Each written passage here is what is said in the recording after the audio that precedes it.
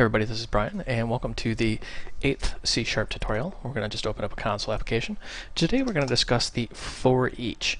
It's very similar to the for loop we discussed in the last tutorial, but for each says for each item in an object. Remember, everything in .NET is an object. Objects can be made of other objects. So we're just going to say string. Whoops, if I could spell it right. String, and we're going to say name. And we're going to say equals, whatever your name is. So now we have a variable called name.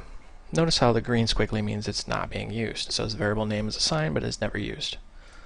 Now what we're going to do is for each char c in name.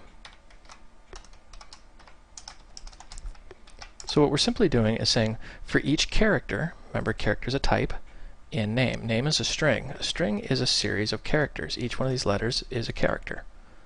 Then we're just going to do console.writeLine and then C, because we're going to print out each character, and then console.read, just so we can keep our window open. Press F5 to run, and sure enough, BRYAN, we've printed out every character in our string. So the for each is similar to the for loop, but it's different. It's different in the sense that it does a lot of the heavy lifting for you. You could have written this like for int I equals 0, I less than, let's see here, name.length.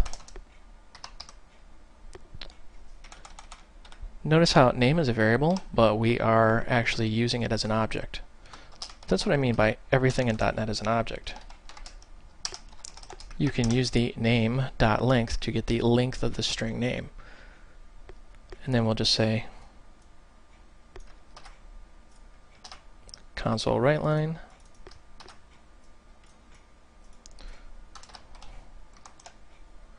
and then bracket 0 bracket. Now what we're doing here is, you seeing how we're saying char string int index? What we're doing is saying get the index of that string. Remember we talked about 0 based in the last tutorial. The first one is 0, second is 1, 2, 3, 4. So let's actually just print this out here. We'll say I plus